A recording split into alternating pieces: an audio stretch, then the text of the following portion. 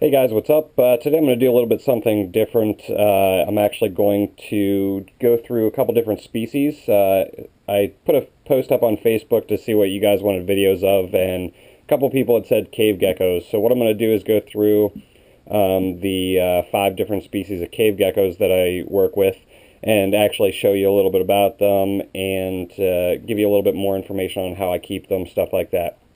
The cave geckos that I have, I basically just keep them as pets. I don't really, breed them to sell them or anything like that. They're just a cool species of gecko that I like to work with. So I don't really sell any of them. They're just mainly for my personal, keeping and stuff like that. We're going to reference the eyelash gecko book throughout the 5 different videos that I'm going to make. I'm going to make a different video for each one of the species that I work with as far as the cave geckos go. Just so that they're easier to reference. Probably a lot of the information is going to be repetitive, but at least you'll get the idea. So the first one that I'm going to talk about, I'm going to go through the Japanese ones that I have first. The first species that I'm going to talk about is the orientalis, Goniurosaurus orientalis. I'm going to actually zoom in on this picture to give you where they actually come from. This big island right here is Okinawa. And the orientalis are actually from a few islands right off the coast of Okinawa. I think I can zoom in a little bit there. There you go. I definitely cannot pronounce those names. Maybe that one's Akea, I guess. But that's the islands that they're from. There's also an island up here that they say that they're from, but reading in the book, they think that it might actually be a type of kaware instead of orientalis. So those 3 islands right there are basically where the orientalis are from. I'm going to actually show you a couple orientalis that I have. I have a reverse trio of them here, which is a 2.1, 2 males and 1 female, if you will. So I'm going to go through and just show you how I have them set up.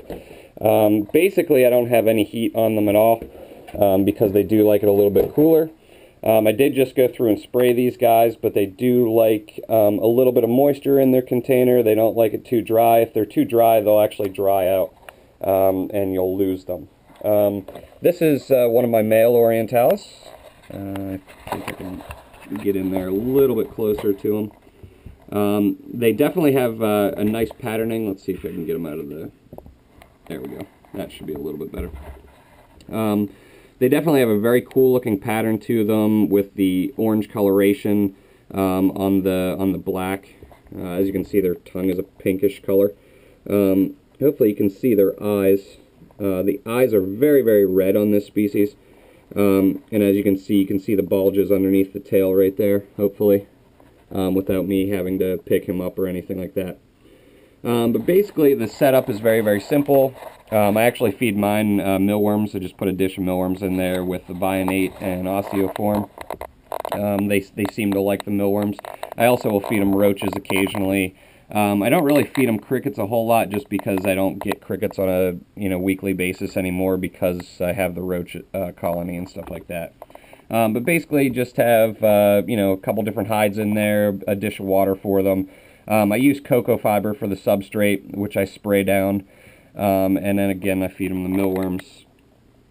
And they actually are kept at room temperature here, which room temperature in the room is about between, I would say, 72 to 76. It kind of varies, but they're kept on the cooler side of the room. So they're probably about 72, 74 at most of the time.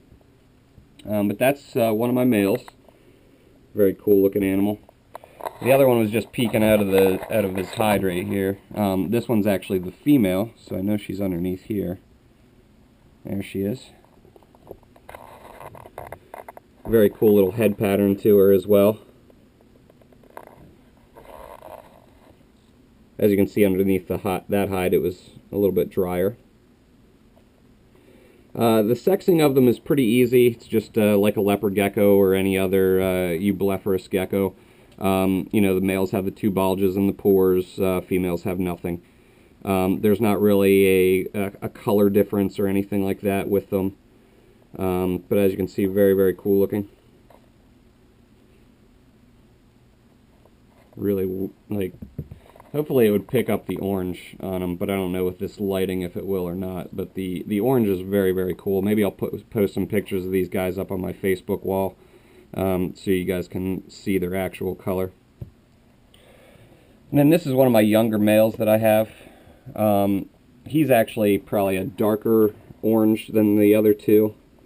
Again, very, very cool head pattern. Hopefully I can not get in the light there.